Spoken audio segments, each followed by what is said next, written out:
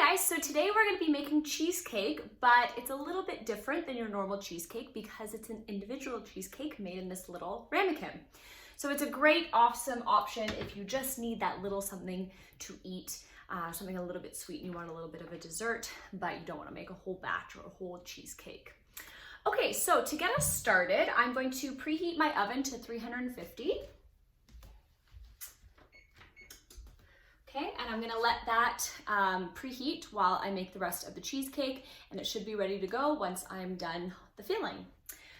Okay, so first thing I need is my ramekin. I have put it on a small baking sheet here. You don't wanna just put this in the oven by itself because it's too small. So you want it on a little baking sheet. Okay, and I'm just gonna set that right here. Make sure that it is clean. I saw hair inside. Okay, the next thing I need to do is mix together some cookie crumbs and some margarine. So you can either use graham cracker or you can use these Oreo cookie crumbs. Okay, these are awesome. I'm definitely a chocolate person, so I'm going to use these. So I need 2 tablespoons of this, and I need 1.5 teaspoons of margarine or butter melted. So I have some margarine already in a little bowl here, so I'm just gonna pop it in the microwave. 15 seconds. That's probably going to be too much, but let's wait and see.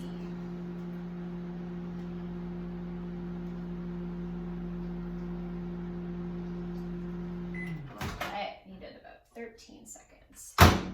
So that is perfect. So I've got a little bowl here. I'm going to use this. You don't want to mix it in your ramekin because you don't want all the cookie to get all over. You just want it at the bottom.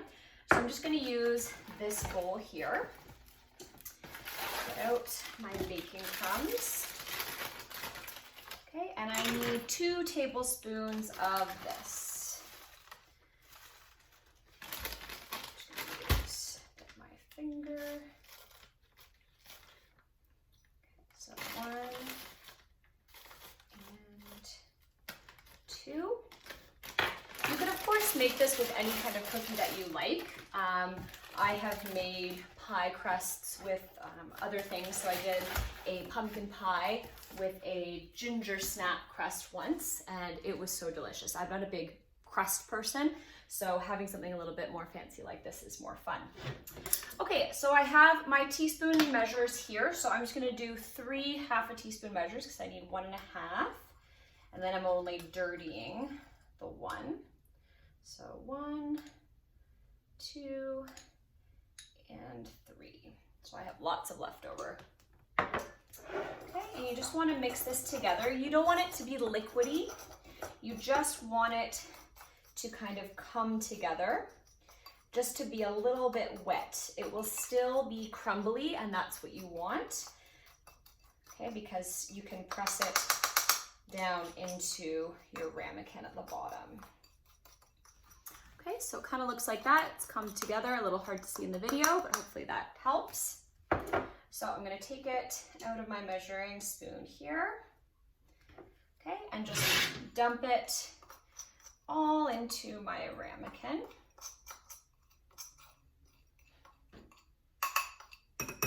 Like so. Get it all off, all that goodness off of there. Okay, and then what you're gonna do is, you're not just gonna leave it like this. You're gonna wanna take your fingers and just lightly press it into the bottom. You don't need to squish it like crazy, but just enough so that it kind of becomes one solid base.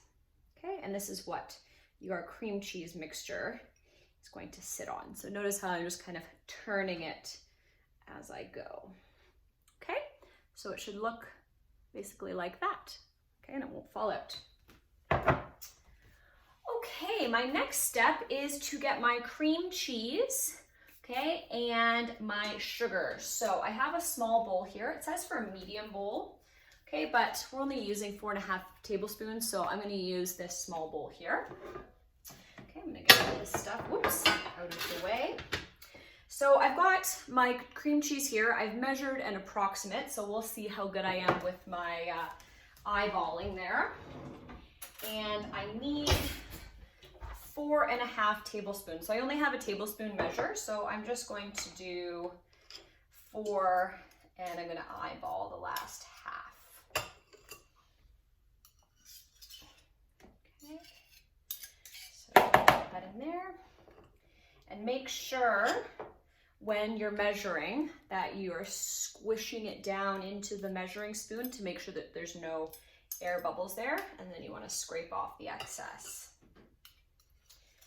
Okay, so that is 2. I will have more than enough cream cheese here. So I definitely overestimated, but better to have too much than not enough. Then I'd have to get more.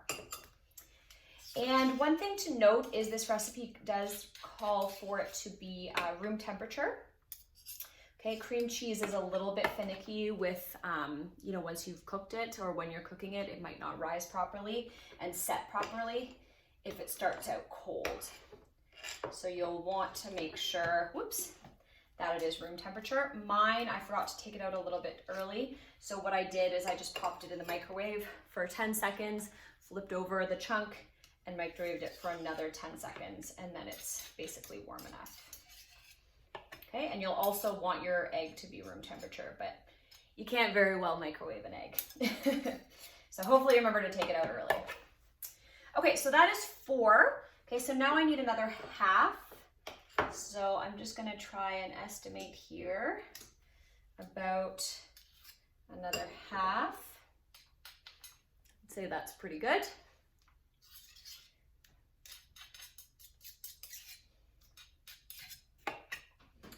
Okay, and then I need 1 tablespoon of sugar. So I'm just gonna wipe out my tablespoon here so I don't get cream cheese all in my sugar. At school, you'll be lucky enough that you guys will have multiple measuring spoons, so you can always just use one for the wet and one for the dry. Okay, so I just need 1 tablespoon of sugar.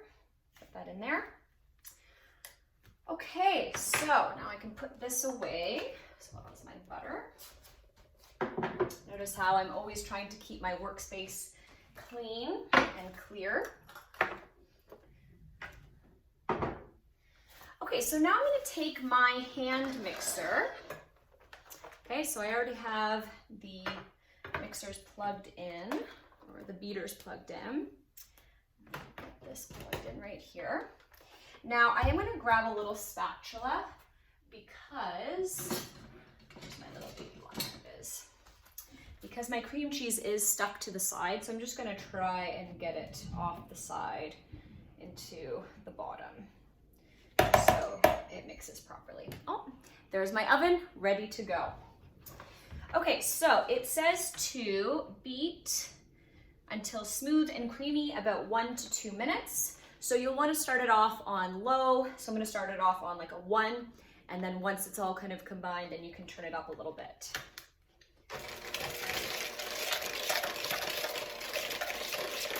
And just move it around to get it all mixed in. Okay, and I'm going to turn it up. Okay, try not to get your fingers in there. I'm just trying to show you. And the reason you do want to beat it for at least a minute is to get it nice and light and fluffy. I've said that so many times in some of my other demos, nice and light and fluffy, that now I laugh every time I say it. Just another few seconds.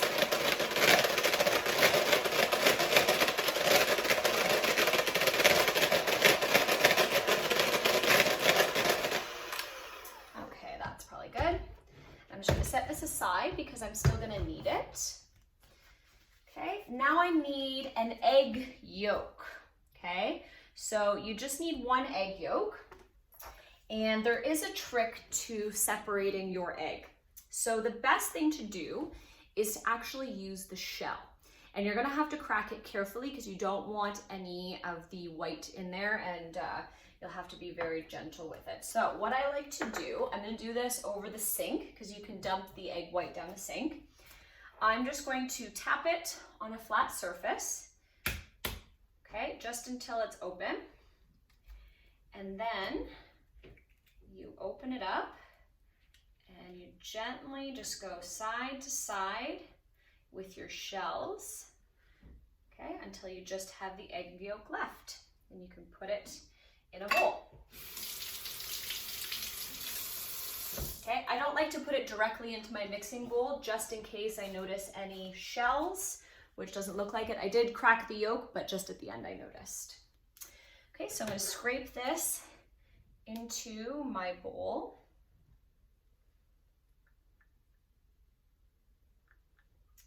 Okay, and then just scrape down the sides of the cream cheese to get it into the middle again.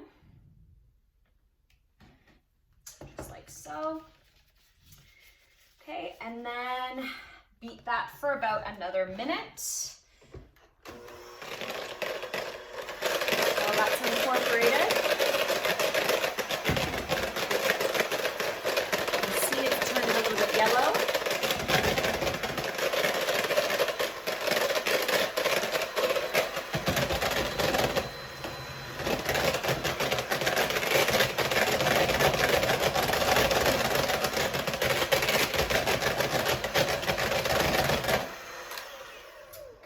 Perfect. So that is looking like a nice batter in there. The last thing I have to add is some vanilla. So actually, let me use this one. So I need a 1/4 teaspoon of vanilla. So remember, when we're measuring, don't measure over your bowl because you'll probably spill extra. So you want to just do it over the countertop very carefully. And just dump that in there. Okay, and then just mix that until it's combined.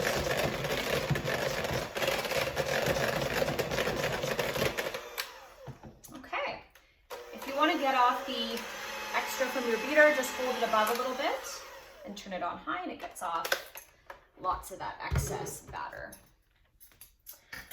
Okay, so now what I can do is I can just put this directly into my ramekin. So I'm just going to use my little spatula here and just scrape down the sides and get it into my ramekin.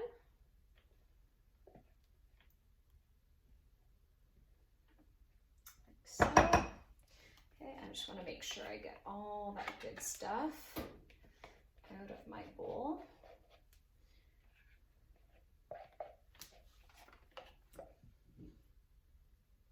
So as you can see, this recipe, we're just making a plain cheesecake here, right? And this one is really nice because you can always change and add toppings to it.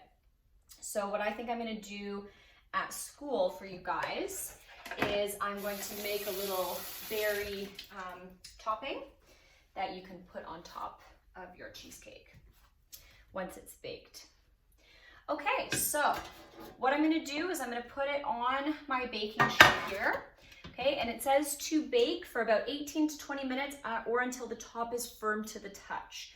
Okay, there might still be a slight jiggle, but that's okay as long as it's mostly firm to the touch once it's done. Okay, once it's done cooking, it'll take about 4 hours minimum to cool. So you wanna take it out of the oven, kind of let it sit until it's cool enough to put in the fridge. Let it cool for about 4 hours, or you can do it overnight. Okay, so that's probably what we'll do in class. And then you just top it with whatever you like. So I'll have some berry sauce for you and some whipped cream, and then you'll get to enjoy. Okay, that is it, and hope you guys enjoy.